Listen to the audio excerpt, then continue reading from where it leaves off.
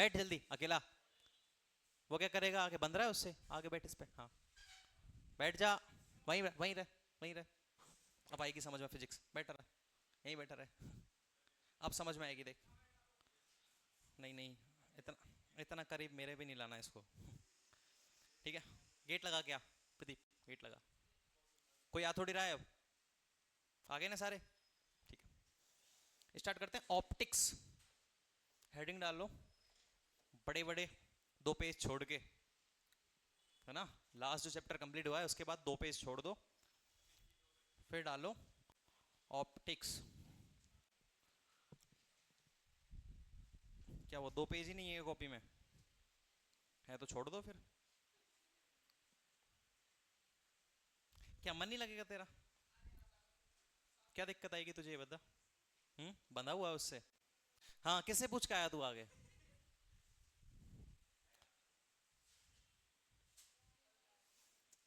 चलो एक शर्त पे आगे आ सकते हो, दोनों खड़े खड़े पढ़ लोगे, ये होता है भाईचारा है ना लड़कों का।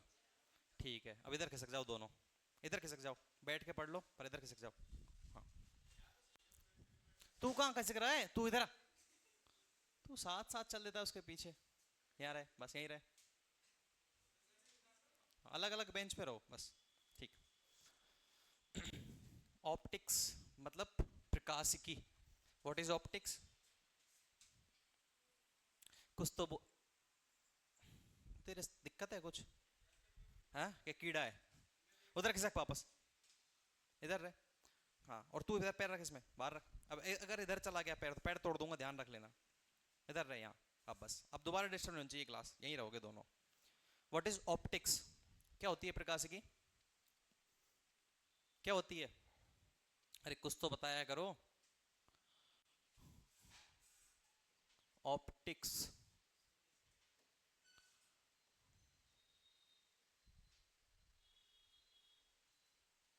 प्रकाशिकी क्या होती है। हम्म, ऑल फिनोमिना ऑफ लाइट्स, ठीक है ना। ऑल फिनोमिना अबाउट लाइट, मतलब कि प्रकाश की सारी परिघटनाएं क्या होती है, प्रकाशिकी, ठीक है ना। प्रकाशिक होता है वो, सिर्फ प्रकाशिकी होती है, उसके बारे में स्टडी करना, ठीक है ना। All phenomena, to study about all phenomena of light, जितने भी लाइट के फिनोमिना है उन सब के बारे में स्टडी करना क्या होती है, प्रकाशिकी होती है, ऑप्टिक्स होती है। सिंपल सा लिख लो डेफिनेशन में।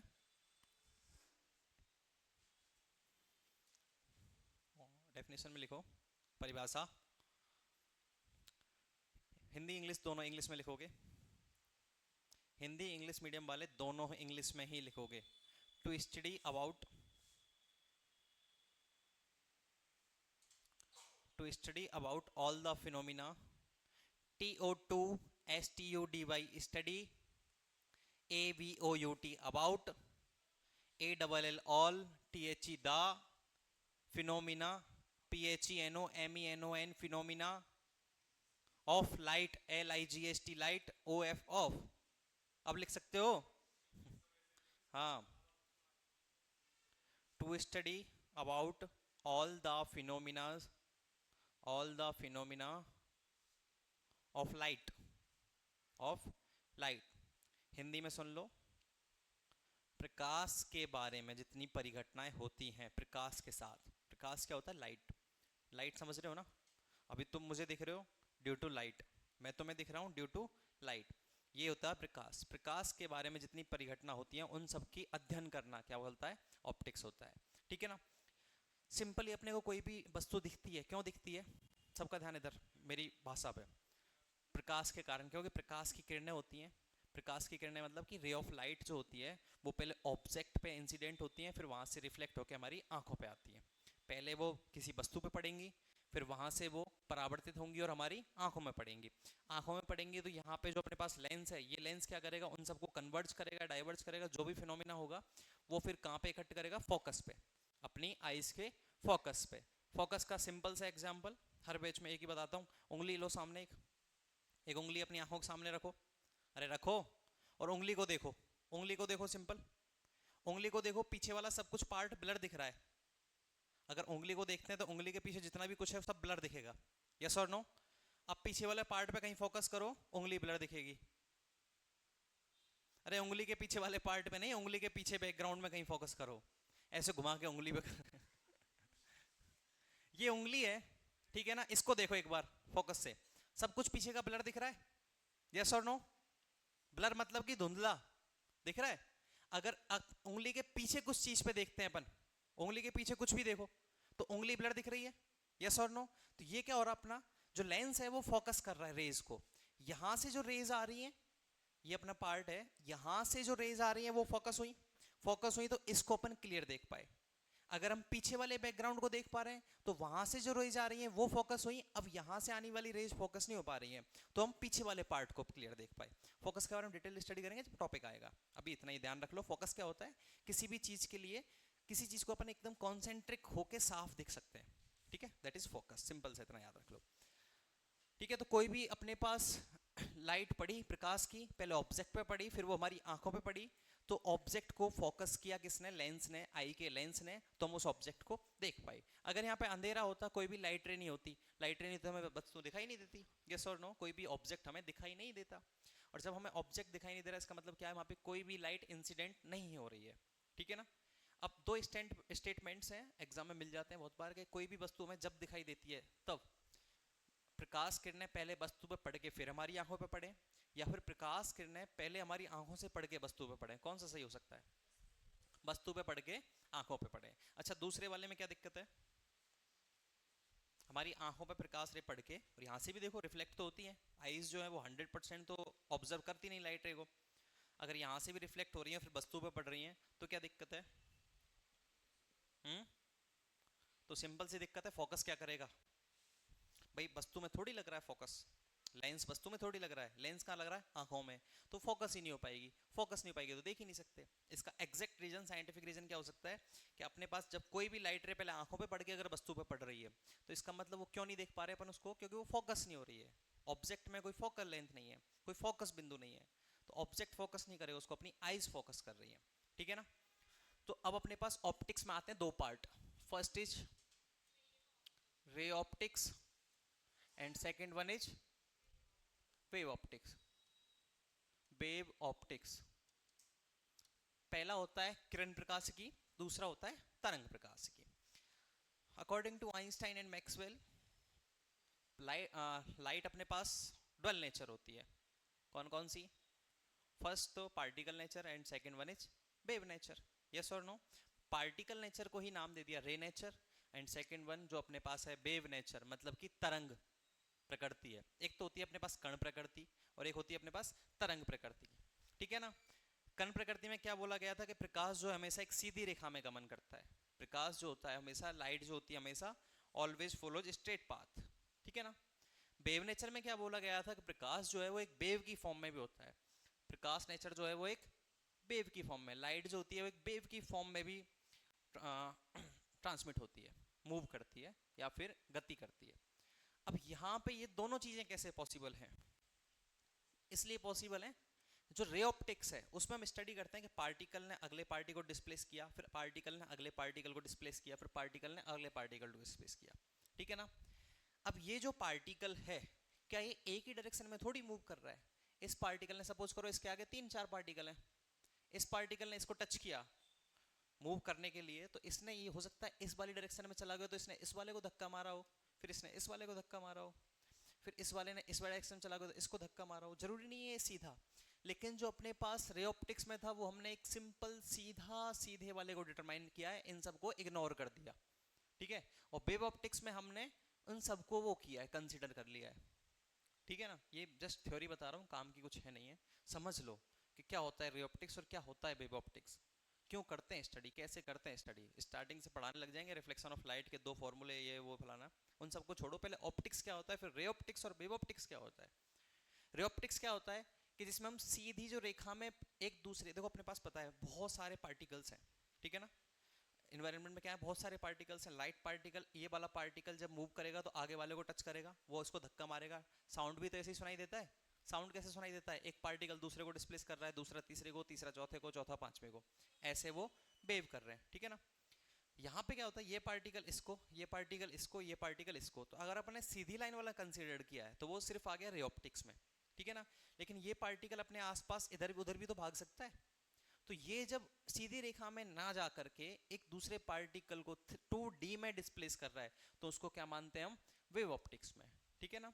वेव ऑप्टिक्स हमेशा फॉलो होती है,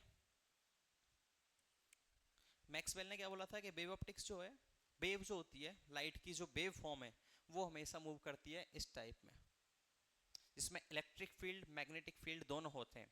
और इलेक्ट्रिक फील्ड मैग्नेटिक फील्ड जब दोनों हो जाएं तो वो वेव कौन सी कहलाती है, इलेक्ट्रोमैग्नेटिक वेव। इलेक्ट्रोमैग्नेटिक वेव, विद्युत चुंबकीय तरंगें। विद्युत चुंबकीय तरंगों में क्या होता है, इलेक्ट्रिक फील्ड भी होता है और मैग्नेटिक फील्ड भी होता है। इलेक्ट्रिक फील्ड इस डायरेक्शन में, मैग्नेटिक फील्ड इस डायरेक्शन में, इन दोनों का क्रॉस प्रोडक्ट ही होगी अपने पास ईएम वेव। ठीक है ना। इलेक्ट्रोमैग्नेटिक वेव्स, तो लाइट को भी इलेक्ट्रोमैग्नेटिक वेव माना गया है। ठीक है। अभी आई है लाइफाई टेक्नोलॉजी, लाइट फिडेलिटी, नई लॉन्च हुई है कुछ टाइम पहले। लाइफाई में क्या होता है, जैसे ये लाइट है, फोन यहाँ पे है, तो ये फोन चार्ज होगा लाइट से बिना कोई कनेक्शन के। ये यहाँ से लाइट एनर्जी को लेगा, उसको ट्रांसमिट करेगा और उसको स्टोर करेगा किसमें, बैटरी में। ठीक है, जिसमें अपने को फोन को कहीं भी चार्ज लगाने की जरूरत नहीं है। जिस टेक्नोलॉजी को बोलते हैं लाइफाई टेक्नोलॉजी, वाईफाई होता है ना, ऐसे ही इसकी फुल फॉर्म है लाइट फिडेलिटी। ठीक है ना। लाइफ आई में क्या होता है, जैसे फोन यहाँ रखा हुआ है, सिंपल फोन रखा हुआ है, तो ये चार्ज हो रहा होगा, फोन कभी डिस्चार्ज ही नहीं होगा। फोन जहां भी है चार्ज रखेगा, उसको लाइट मिली वो चार्ज हो जाएगा। ठीक है, यहाँ से लाइट मिली चार्ज हो गया, दैट इज लाइफ आई। ठीक है, रे ऑप्टिक्स में आते हैं अब। रे ऑप्टिक्स, अब हेडिंग डालो रे ऑप्टिक्स।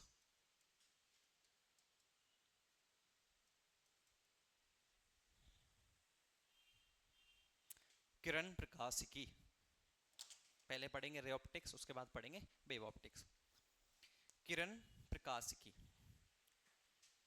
लिखो इसमें, to study about all the ray phenomena, to study about all the ray phenomena of light, all the ray phenomena of light, bracket में लिखो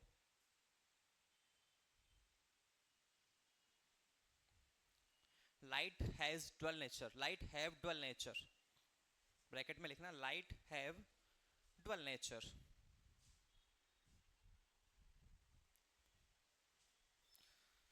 first is particle and second one is wave।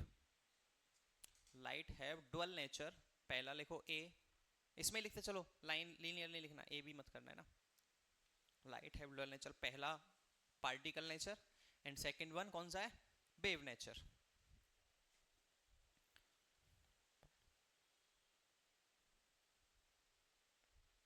Bracket बंद कर दो यहाँ complete, bracket तो कहाँ बंद करोगे अब। ठीक है, नेक्स्ट लाइन से लिखो, लिख लिया to study about all the ray phenomena of light, लिख लिया यहाँ तक।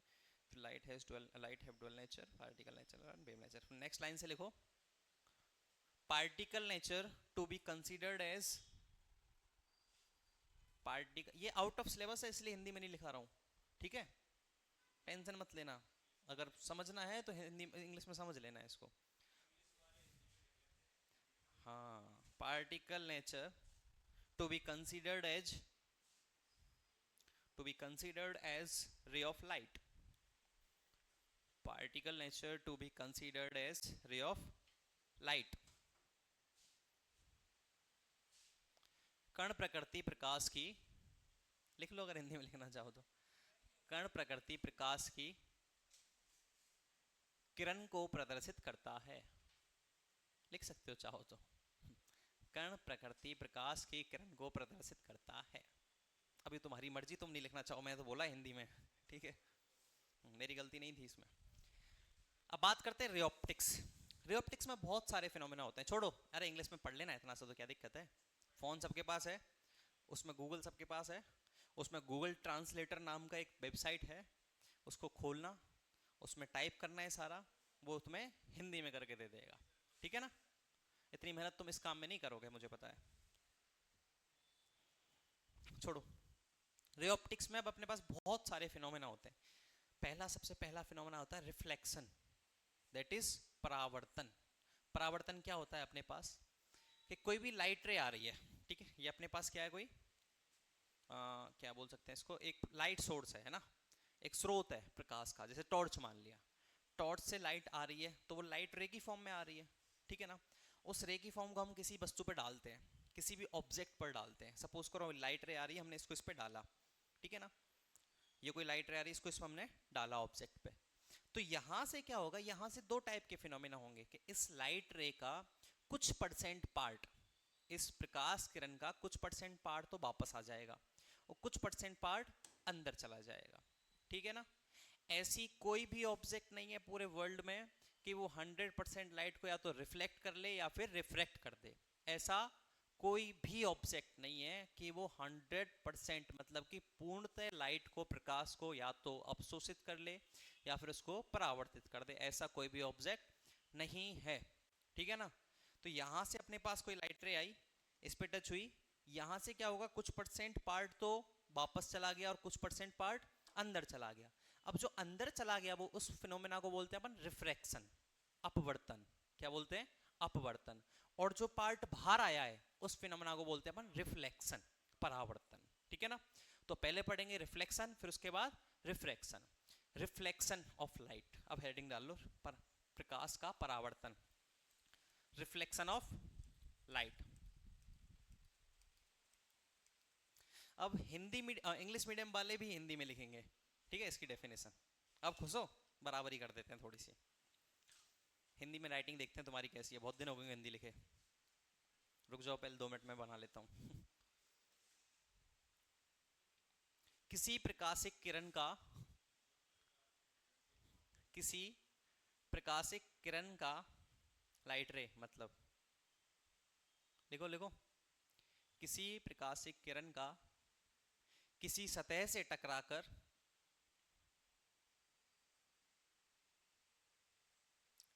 किसी प्रकाशिक किरण का किसी सतह से टकराकर,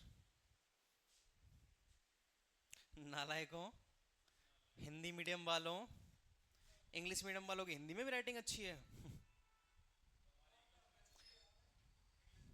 हिंदी में लिखना है, काटो इस लाइन को, पूरी को काटो, कट करो इसको, कट करो, हाँ क्रॉस करो, लिखो हिंदी में, अपना दिमाग नहीं लगाना, जब हिंदी में लिखना है तो लिखना ही है, ठीक है। सब हिंदी में लिख रहे हैं ना, ठीक है, घर जाके बना लेना इसकी इंग्लिश, यहाँ नहीं, अब बोल दिया हिंदी में तो हिंदी में। किसी प्रकाशिक किरण का किसी सतह से टकराकर कुछ हिस्सा, तेरी तो यार हिंदी में एक नंबर राइटिंग है, ये क्या है, तुझे घर समझ में आ जाएगी ये, ठीक है।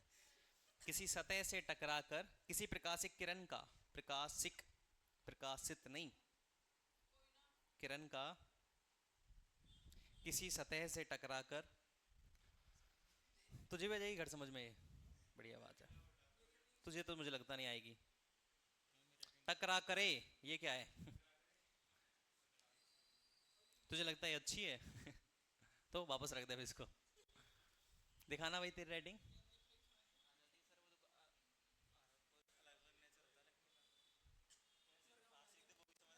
ये क्या बदतमीजी कर रहा है रे तू, बंद कर इसको, बंद कर उसको, लिख यहाँ पे, लिख, इस नोट्स बना पूरे।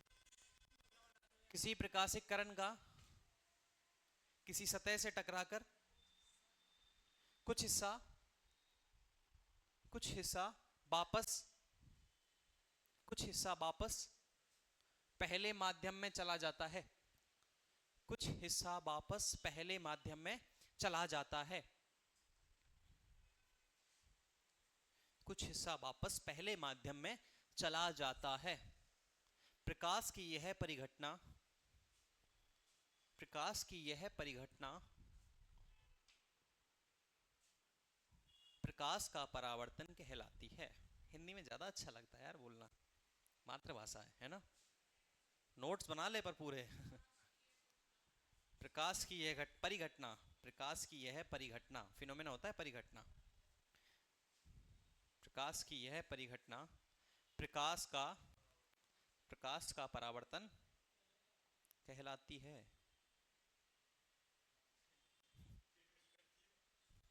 अच्छा कहलाता है, अच्छा ये परावर्तन मेल है क्या, हाँ तो कहलाता है, लड़कियां लिख लो कहलाती है, लड़के लिख लो कहलाता है ना। अब देखो, ये कोई अपने पास सरफेस है, कोई सतह है, ठीक है ना। यहां से कोई लाइट रे आई। अब लाइट रे क्या होगी, ये अपने पास है कोई लाइट रे जो आई, टकराई और वापस चली गई। कुछ तो इधर चला जाएगा और कुछ चला जाएगा वापस। तो इधर वाला जो पोर्शन है इसको बोलते हैं अपन रिफ्रैक्शन, अपवर्तन, और इसको बोलते हैं रिफ्लेक्शन, परावर्तन। ठीक है, इसको बोलते हैं हम इंसिडेंट रे, आपतित किरण। क्या बोलते हैं, आपतित, इंसिडेंट रे, आपतित किरण। इसको बोलते हैं इंसिडेंट सरफेस, इसको क्या बोलते हैं, पराव। अब ये डिपेंड करता है तुम इसको परावर्तक ले रहे हो या आपतक ले रहे हो, ठीक है ना। इसको इंसिडेंट सरफेस भी बोल सकते हो, इसको रिफ्लेक्टिव सरफेस भी बोल सकते हो, ठीक है ना। ये परावर्तक कब होगी, जब ये परावर्तित कर रही है। ये अपवर्तक कब होगी, जब ये अंदर ले रहे हैं। ये हो सकती है अपने पास रिफ्लेक्टेड सरफेस भी हो सकती है और रिफ्रैक्टेड सरफेस भी हो सकती है, ठीक है ना। इसको इंसिडेंट सरफेस भी बोल सकते हैं कि आपतित सतह जिसपे आके गिर रही है, ठीक है, समझ में आया। इस सतह को, इस पे जब किरण आके गिरी तो क्या बोलेंगे, आपतित सतह। इससे रिफ्लेक्ट हुई तो परावर्तक सतह, इससे रिफ्रैक्ट हुई तो अपवर्तक सतह, ठीक है ना। ठीक है, सतह एक ही है, नाम तीन है, अलग अलग केसेस में। अब इसकी बात करते हैं हम, दो इसके लॉ ऑफ रिफ्लेक्शन होते हैं। क्या क्या हो सकते हैं बता सकते हो, लॉ ऑफ रिफ्लेक्शन। अब इसको अलग अलग लैंग्वेज वाले अलग अलग में ही लिख लेना, ठीक है, ये काम की चीज आ गई है। लॉ ऑफ रिफ्लेक्शन क्या क्या होते हैं, अब परावर्तन के नियम। फर्स्ट इज, अब देखो अपने पास, सपोज करो ये अपने पास कोई सतह है, उल्टा बना देते हैं इसको। ये अपने पास कोई सतह है, यहां से कोई इंसिडेंट रे आई, ये क्या आई, इंसिडेंट रे आई। ये अपने पास मान लेते हैं सतह पर क्या है, नॉर्मल है, अविलंब है। अविलंब मतलब कि सतह पर लंबवत एक प्लेन है, ठीक है ना, लंबवत एक रेखा मान लेते हैं। ये इंसिडेंट रे आई और ये सर रिफ्लेक्ट होके चली गई, ठीक है ना। तो पहला रूल क्या होता है, सबसे पहला ये होता है, पहला आई इक्वल्स टू जीरो, ये होता है पहला। आई इक्वल्स टू जीरो मतलब नॉर्मल के बराबर आ गई आई बराबर आ, एंगल आई एंगल एंगल रूल फर्स्ट पूछ रहा हूं मैं, रूल सेकंड नहीं। इनका एक सीक्वेंस फिक्स है कि ये तीनों एक प्लेन में होंगे, ऐसा पढ़ा है, एक ही तल में होंगे, शाबाश, हाँ वेरी गुड। अच्छा, इसमें देख के बोल रहा है क्या ठीक है, पहला रूल देखो, बाहर का विधि चप्पल फेंक के मारेगा, बंद कर दे तो इसको, बंद कर इसको, बंद कर,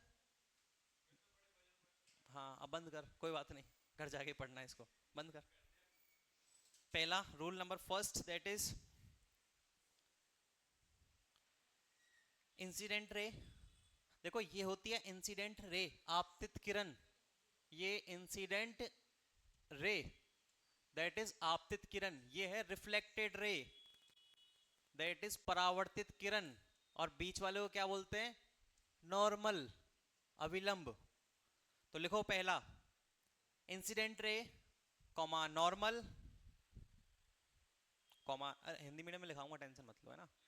incident ray comma normal and reflected ray always will be in always will be in one plane और same plane। लिख लिया, incident ray comma normal and reflected ray always will be in same plane और one plane। Hindi medium में लिखो, आपतित किरण, अभिलंब, आपतित किरण, अभिलंब और परावर्तित किरण। आपतित किरण, अभिलंब और परावर्तित किरण तीनों एक ही तल में होते हैं, तीनों एक ही तल में होते हैं। हाँ, ऑलवेज का सदैव भी लिख लेना, तीनों एक ही तल में होते हैं। नेक्स्ट लिखो, अब नेक्स्ट से पहले देख लो एक चीज कि ये अपने पास जो इंसिडेंट रे है, ये नॉर्मल से जो एंगल बना रही है ध्यान रखना ये वाला एंगल नहीं, नॉर्मल से एंगल लेते हैं। कहां से लेते हैं? नॉर्मल से, अभिलंब से लेते हैं। तो इस एंगल को बोलते हैं हम एंगल आई। और जो ये नॉर्मल से रिफ्लेक्टेड जो एंगल बना रही है इसको बोलते हैं एंगल आर। ठीक है ना? तो एंगल आई जो है वो किसके बराबर होगा? एंगल आर के बराबर होगा। सेकंड लिखो, incident angle is always equal to reflected angle. Incident angle is always equal to reflected angle. आपतित कोण सदैव, आपतित कोण सदैव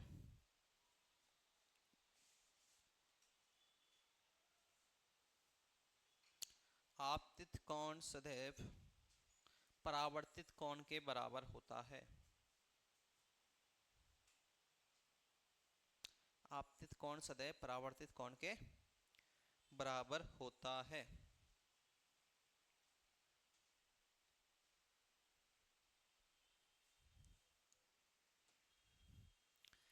लिख लिया?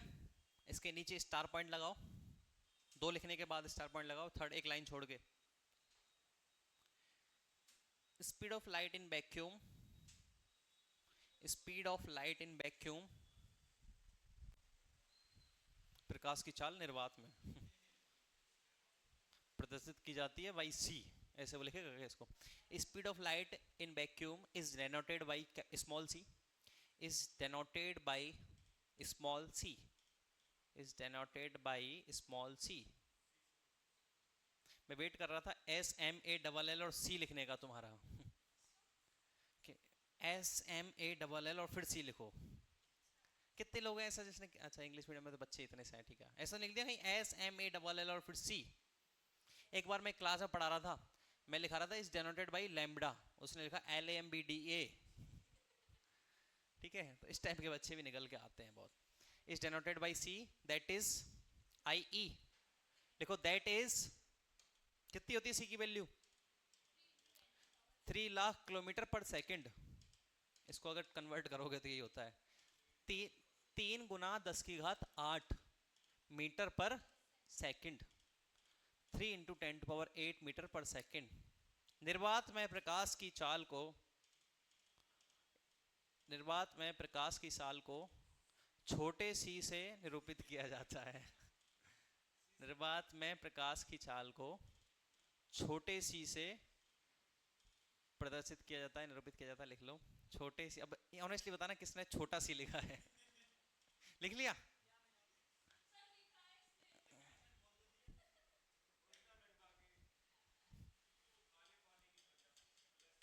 तुम्हारी बुद्धि कहाँ रहती है? मतलब इंग्लिश मीडियम में अगर मैं टोक रहा हूँ, शाबाश, छोटे सी से।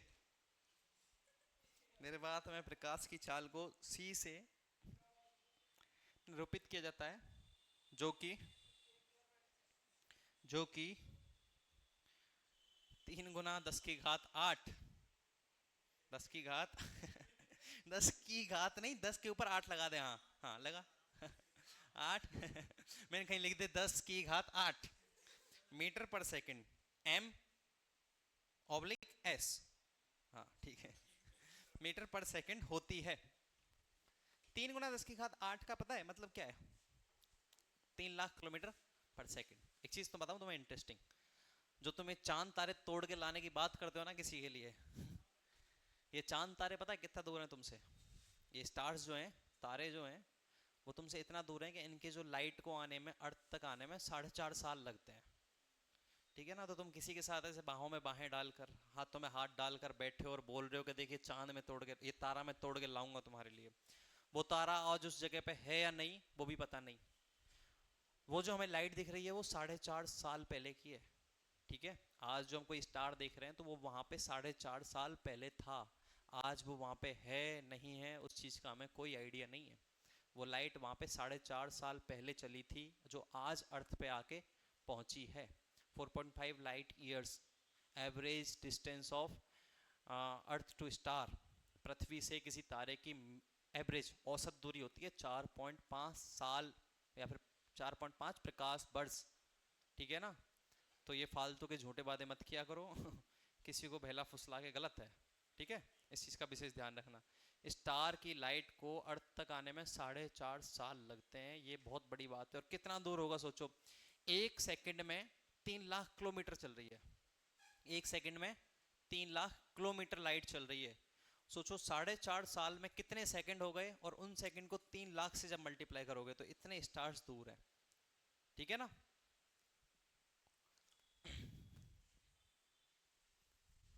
और सूरज की लाइट को आने में, जो सन है अपने पास, उसको अर्थ तक आने में, अरे जनरल क्वेश्चन है यार, इनका ध्यान रखा करो। 8.25 मिनट, कहीं 8.5 मिनट मिल जाएगा, कहीं 8 मिनट मिल जाएगा, एवरेज लेके 8.25 मिनट मान लेते हैं, 8.16 मिनट। ठीक है, ऑन एन अप्रॉक्स 8.16 मिनट। ठीक है, ध्यान रखना, सन की लाइट को अर्थ तक आने में लगभग लगभग 8.25 मिनट का समय लगता है। ठीक है, कितना, 8.25 मिनट। कहीं तो मैं 8.26 मिलेगा, कहीं 8.3 मिलेगा, कहीं 8.5 मिलेगा, कहीं 8 मिलेगा। On an average 8.16, exact data तो नहीं है, ऑन एन एवरेज है। देखो उसको भी 8.25 मिनट लग रहे हैं। अब यहाँ से अगर बात करें तो 8 मिनट भी लेके चलें तो 8 मिनट में कितनी सेकंड, इतनी सेकंड। ठीक है ना, अरे ये तो समझ में आया।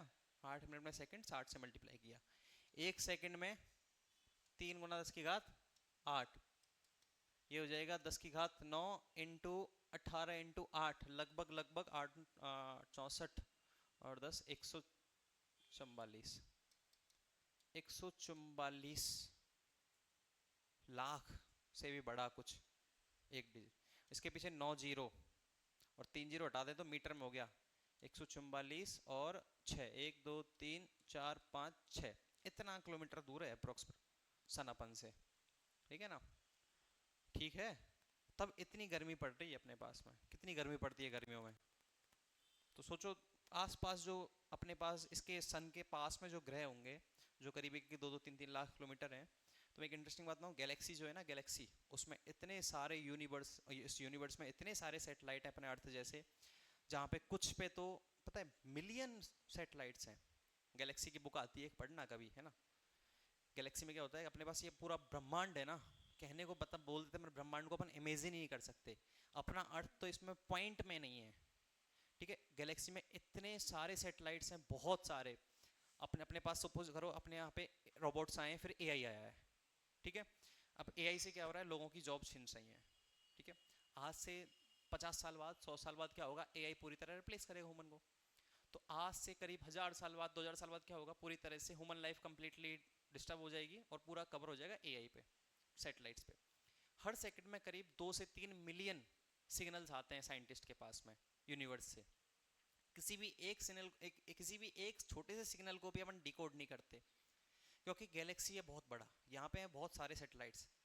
वहाँ पे कुछ सैटेलाइट्स तो हमसे हजारों लाखों साल आगे चल रहे हैं, जहाँ पे ह्यूमन लाइफ है नहीं। जो एलियन नाम सुना है, एलियंस जो होते हैं, वो एलियन हमने वर्ड रखा गया। एलियन पॉसिबल है, क्यों पॉसिबल है, कि कहीं किसी सैटेलाइट पे पूरी तरह ह्यूमन लाइफ खत्म हो चुकी है। वहाँ पे क्या है, वहाँ पे पूरा एआई ने कवर कर लिया है, रोबोट्स ने कवर कर लिया है। जो हमारे 1000 साल बाद होगा वहाँ पे हो चुका है, क्योंकि वो हमसे 1000 साल 2000 साल आगे चल रहे हैं, बहुत सारे सैटेलाइट्स। तो एलियंस जो बर्ड है, बहुत बार देखा है कि वहाँ पे ऐसे फुटप्रिंट्स मिले हैं कहीं, तो वो पॉसिबल होता है। क्यों पॉसिबल होता है, कि वहाँ पे 1000-2000 साल पहले उन लोगों के पास ह्यूमंस थे, वो पूरी तरह खत्म हो चुके हैं। वहाँ पे रोबोट्स आ चुके हैं, वहाँ पे एआई आ चुका है, वहाँ पे और सारे मतलब एक्स्ट्रा सॉफ्टवेयर डेवलपमेंट हो चुका है। तो वहाँ के लोगों को पास इतनी अच्छी अच्छी मतलब इतनी डेवलप्ड टेक्नोलॉजी है कि अगर उसके सिग्नल को, उन्होंने कोई सिग्नल ट्रांसमिट किया, वो हमने रिसीव करके डिकोड कर लिया, तो उनके पास अपनी लोकेशन होगी। ठीक है ना, एक न्यू फियर खोलता हूँ तुम्हारा, हाइपोथेटिकल है, पॉसिबल होगा नहीं, कि अगर वहाँ पे उनको पता चल जाए अर्थ की लोकेशन क्या है, तो 2 मिनट में आके वो कवर कर सकते हैं अर्थ को अपने को। इसलिए सिग्नल्स को कभी डिकोड नहीं किया जाता। यूनिवर्स में जो फ्री सिग्नल्स होते हैं उनको कभी डिकोड नहीं किया जाता। क्यों नहीं किया जाता, कि अपनी खुद की अपन ज्योमेट्रिकल पोजीशन नहीं बताएं, क्या इस यूनिवर्स में हम कहाँ पे ज्योमेट्री में हैं। ठीक है ना, तो ये चीज़ होती है। तो गैलेक्सी इतनी बड़ी है, उसमें इतने सारे वो हैं, आज से 2000 साल 5000 साल पहले अपने आगे चल रहे हैं जो सैटेलाइट्स, वो अपने लिए बहुत खतरनाक है, बहुत ज़्यादा खतरनाक है। किम जोंग किंग्स जितना खतरनाक नहीं जितने वो हैं। किम जोंग किंग्स तो जानते हो ना, जब जब कभी भी वार की स्थिति बनती है, वो अपनी हाइड्रोजन बम निकाल के धमकी दे के बैठ जाता है कि लो मैं तो मरूंगा सनम, तो मैं भी ले डूबूंगा। हाइड्रोजन बम जानते हो, जो सन पे चल रही है रिएक्शन, सन पे जो रिएक्शन चल रही है 1H1 plus E equals to 1H2, फिर वापस ई 1H1, वो कभी खत्म नहीं हो सकती। तो हाइड्रोजन बम का अगर कभी अर्थ पे हाइड्रोजन बम को चलाया, दैट मीन्स अर्थ को सन बनने में विद इन 1 या 2 घंटे लगेंगे। ठीक है, अर्थ पूरी तरह सन में कन्वर्ट हो जाएगा। अब सोचो सन पे जो हीट है वो पूरी अर्थ पे आ जाए तो क्या ह्यूमन लाइफ पॉसिबल है? सब साफ है। तो इसलिए किम जोंग किंग पावर लगता है अपने पास कि मेरे पास है हाइड्रोजन बम, और किसी ने मुझे मारने की, मुझसे लड़ाई करने की कोशिश की तो मैं तो मरूंगा, हाइड्रोजन बम चला के पूरी अर्थ को साथ लेके जाऊंगा। पर ऐसा पॉसिबल, उससे 3 बार तो डिस्ट्रॉय करवा दिया उसको। उसको डिस्ट्रॉय करवाते हैं, 3-4 दिन बाद वापस बना लेता है, क्योंकि उसको थ्योरी पता है, वहाँ के साइंटिस्ट को थ्योरी पता है, तो उससे कोई टकराता नहीं है। तू अपनी जगह सही है भाई, जो तू बोलेगा वो हम करेंगे, ऐसा होना चाहिए। मैं तो बोल रहा हूँ ऐसा 1-2 होने चाहिए। उसमें पता है कोविड टाइम पे उसके पास 60 केसेस थे, एक्टिव केसेस कोविड के। 1 घंटे बाद 0 केसेस। क्या पता है तुम्हें उसको रिकवर कर लिया? नहीं, उसने 60 की 60 को मार दिया, खुद ने मार दिया। खत्म करो यार, कौन झेलेगा फालतू में, इन 60 के चक्कर में 600 मरेंगे, 600, तो उसने 60 को वहीं शूट आउट करके मार दिया कि साफ हमारे पास कोई कोरोना नहीं है। ठीक है, इतना तानाशाही नेता है वो। अपन सोचते रहते हैं मोदी मोदी। ठीक है, अगली अपने पास हेडिंग डालते हैं, रिफ्लेक्शन बाय प्लेन मिरर। हाँ, घड़ी की तरफ देखो पहले। Reflection by plane mirror. समतल दर्पण के द्वारा, हाँ सही रहा यार, प्लेन की मुझे माइंड में नहीं आ रही हिंदी, तुमने सही बोल दिया। अच्छा, कॉपी खोल के तो नहीं देखा। समतल दर्पण के द्वारा परावर्तन, समतल दर्पण के द्वारा परावर्तन। देखो समतल दर्पण को डिनोट करते हैं हम क्या, कि ये अपने पास एक लाइन और उस पर बहुत सारे एरोज, ये एरोज तो दर्शाते हैं पॉलिश्ड सरफेस को। कौन सी सरफेस? पॉलिश्ड। किसकी पॉलिश करते हैं? जनरल साइंस का क्वेश्चन। सिल्वर नाइट्रेट, हिंदी में नाम लिखाएगा रजत परत। ठीक है ना, हिंदी में नाम लिखाएगा रजत परत। कौन सी पॉलिश? रजत पॉलिश जिसको बोलते हैं। और अगर ऐसा कुछ केमिकल वगैरह है तो सिल्वर नाइट्रेट होता है, शायद वो केमिस्ट्री वाले सर से पूछना और ढंग से। ठीक है ना, कि सर रजत परत किसकी बनी होती है, उसका फॉर्मूला बताओ। इसको बोलते हैं पॉलिश्ड सरफेस। सरफेस, हिंदी में पॉलिश सरफेस। इधर वाली सतह होती है, इसको बोलते हैं क्या अपन? Reflected, reflection surface. ये बात कर रहे हैं हम किसकी? प्लेन मिरर की। ये कौन सा मिरर होता है? Plane mirror, plane mirror. ठीक है ना, प्लेन मिरर में इसकी अगर हम बात करते हैं कि इसकी जो फोकस डिस्टेंस है या फिर रेडियस ऑफ कर्वेचर है वो क्या होती है? इनफाइनाइट। क्या होती है? इनफाइनाइट, अनंत। इसकी रेडियस ऑफ कर्वेचर, वक्रता त्रिज्या क्या होती है? भाई रेडियस ऑफ कर्वेचर, वक्रता त्रिज्या क्या होती है? कोई भी गोला है उसकी जो त्रिज्या है, रेडियस है, दैट इज वक्रता त्रिज्या। ये कोई गोला है क्या? नहीं है, एक लाइन है, तो इसकी रेडियस ऑफ कर्वेचर क्या होती है?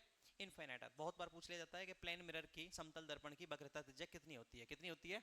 इनफाइनाइट। इसको लिख दो ROC, रेडियस ऑफ कर्वेचर, वक्रता त्रिज्या। इस पे बात करते हैं हम किसकी,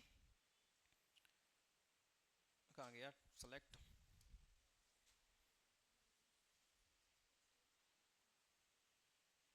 दिख रहा है ना?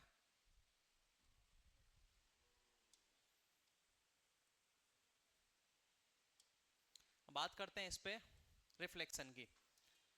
रिफ्लेक्शन अगर हो रहा है तो यहां से कोई incident ray I, that is I. ये अपने पास क्या है? नॉर्मल। ये क्या है? नॉर्मल अभिलंब। यहां से इंसिडेंट रे चली गई, आई और गई। ये एंगल हो गया अपने पास आई, और ये एंगल हो गया आर। ठीक है ना, तो यहां से अपने पास क्या हो जाएगा? कॉन आई इक्वल्स टू कॉन आर, इंसिडेंट रे के, इसके प्लेन मिरर के लिए। ठीक है ना, एक क्वेश्चन करते हैं अब, इसको लिख लो पहले।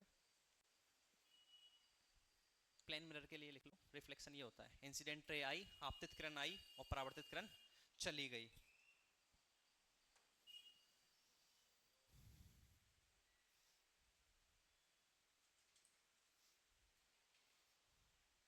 ये काला हिट वाली क्लास में से स्मेल आ रही है या फिर मेरी परफ्यूम में से स्मेल आ रही है मैं जो लगा के आया हूँ?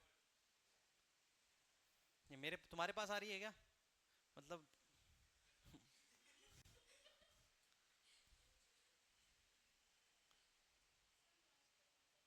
चूना लगा दिया जीटी वालों ने।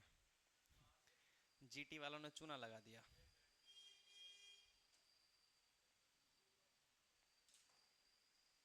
तभी मैं सोचता यार, बाइक पे भी आ रही थी, काला हिट की स्मेल आ कहाँ से रही है? मेरे परफ्यूम में से? उससे मतलब चलो मच्छर मारने के काम तो आएगा ही वो। नहीं हिट नहीं था तो परफ्यूम ही। वो भी अच्छी ब्रांड का था, पर यार ऐसा निकल सकता है वो नहीं पता था, शायद हो सकता है एक्सपायर्ड दे दिया हो, देखता जाके। नहीं यार बहुत ज्यादा आ रही है, मेरा सिर चढ़ने लग गया है। सच बताओ। नहीं नहीं, इतना नहीं चढ़ रहा। क्लास ले सकते हैं। Angle i equals to angle r. एक क्वेश्चन लिखते हैं।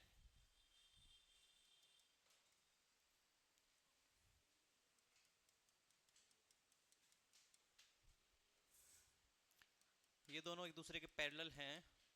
यहाँ से कोई किरण आई, ये एंगल है 60 डिग्री।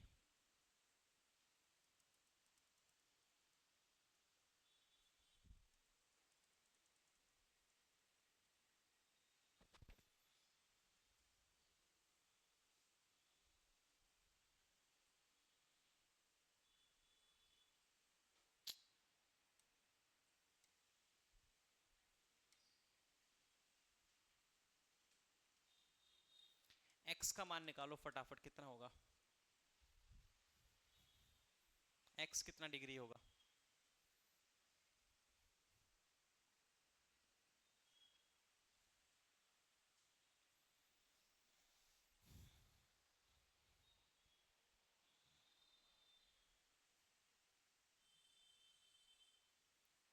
60 डिग्री। हम्म। देख लो एक बार और, सोच लो समझ लो। पक्का?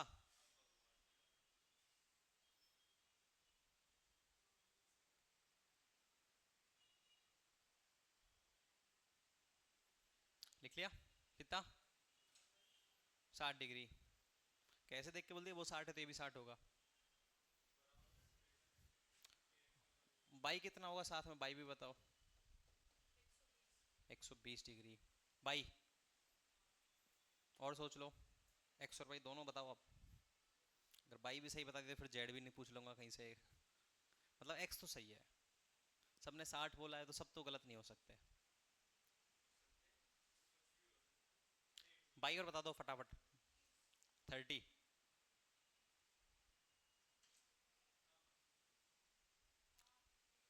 बाई कितना होगा? एक्स चलो 60 है। बाई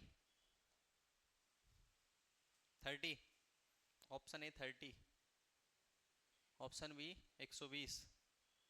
ऑप्शन सी 60 और 90 बोल दो, ये पूरा बन जाएगा। 30 60 90 120। 90। नहीं लिखूंगा यार, मैं इतना नालायक तो नहीं हूँ 90 लिखूं। अच्छा जेड और लिखते हैं ना एक। ये जेड। जेड कितना है? अब तो क्योंकि 90 दिख रहा होगा जेड, इसलिए एक्स बाई जेड तीनों बताओ। जेड तो 90। 60। जेड 60। तो बाई कितना हो जाएगा? 30 के जीरो? क्या बोल रहे हो? कुछ तो बोलो।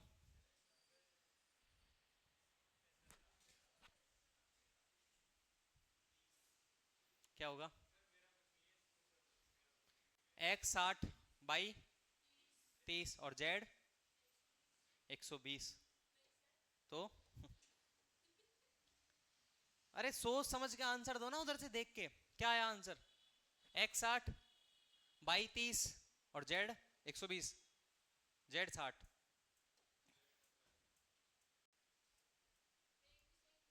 सारे सही हैं। यहाँ से 60 डिग्री, तो ये वाला कितना हो गया? क्योंकि 90 डिग्री का कौन है, सम कौन है। ये 30 है तो ये भी कौन आई बराबर कौन आर। ये 30 है, ये कितना है? 90। अरे नॉर्मल है ना, किसी प्लेन पे नॉर्मल है, अभिलंब है 90। 30 90, ये अपने पास एक ट्राइंगल बन गया। त्रिभुज के तीनों कोनों का योग 180 डिग्री, तो ये कितना बचा 60। 180 में से 120 गए तो 60।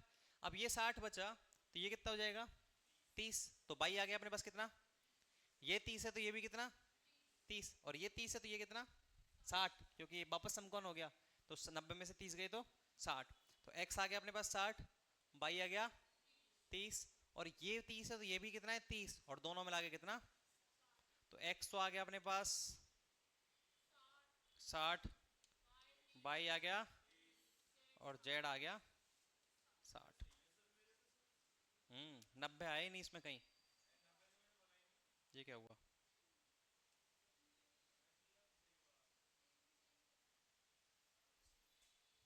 लिख लो, सॉल्व कर लो फटाफट।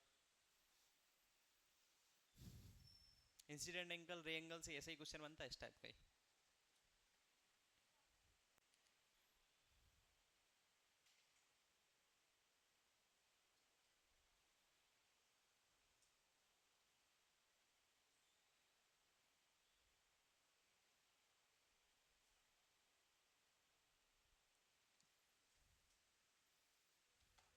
लिख लिया,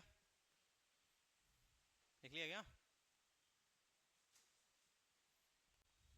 एक छोटा सा टॉपिक और फिर छोटा कर देंगे, है ना, छोटा सा पढ़ा। लिख लिया ना ये तो। अब देखो इधर इसमें स्पेशल केस की बात करते हैं। स्पेशल केसेस, स्पेशल केसेस क्या होता है कि अपने पास ये कोई प्लेन मिरर है, ये नॉर्मल है, क्या है नॉर्मल है। अगर एंगल आई जीरो है तो एंगल आर भी जीरो होगा, यस और नो। भाई एंगल आई एंगल आर बराबर होते हैं, एंगल आई जीरो है तो एंगल आर भी जीरो होगा। इसका मतलब क्या है कि जो लाइन है अपने पास, रे है अपने पास, लाइट रे है अपने पास, वो नॉर्मल पर ही आ रही है। कहां पे आ रही है, नॉर्मल पर ही आ रही है, और वो वापस भी कहां से जा रही है, नॉर्मल से ही जा रही है। ठीक है ना, ये अपने पास केस फर्स्ट। केस सेकंड क्या कहता है कि अगर सपोज करो ये नॉर्मल है, एंगल आई जो है अपने पास वो है 90 डिग्री, तो एंगल आर भी कितना होगा 90 डिग्री होगा। इसका मतलब क्या है कि जो अपने पास इंसिडेंट रे आ रही है वो इसके पैरेलल आ रही है, समांतर आ रही है परावर्तक सतह के, और यहां से इसके समांतर ही निकल रही है, मतलब कोई रिफ्लेक्शन नहीं हो रहा है। ठीक है, कोई भी रिफ्लेक्शन नहीं हो रहा है। ये दो केसेस हैं, ध्यान रखना। डायरेक्ट पूछ लिया जाता है कि एंगल आर 90 डिग्री है तो इसका मतलब क्या है, इसका मतलब क्या है कोई रिफ्लेक्शन नहीं हो रहा है, ये एक परावर्तक सतह टच ही नहीं कर रही है, कहीं आ रही है और फिर सीधी जा रही है वहां से। ठीक है ना, तो इसका कोई रिफ्लेक्शन नहीं हो रहा है। यहाँ पे क्या हो रहा है, कोई विचलन नहीं हो रहा है, आ रही है उसी पाथ पे वापस जा रही है। विचलन तो हो रहा है, बताऊंगा 360 डिग्री हो रहा है, बाद में बताऊंगा कैसे जब डेविएशन वाला आएगा। लिख लिया, छोड़ दें अब, आज के लिए इतना काफी है। ठीक है, आज के लिए इतना ही, मिलते हैं नेक्स्ट क्लास में। तुम्हें जल्दी किस बात की रहती है। 7 मिनट और पढ़ा के पूरी क्लास खत्म कर देनी चाहिए थी।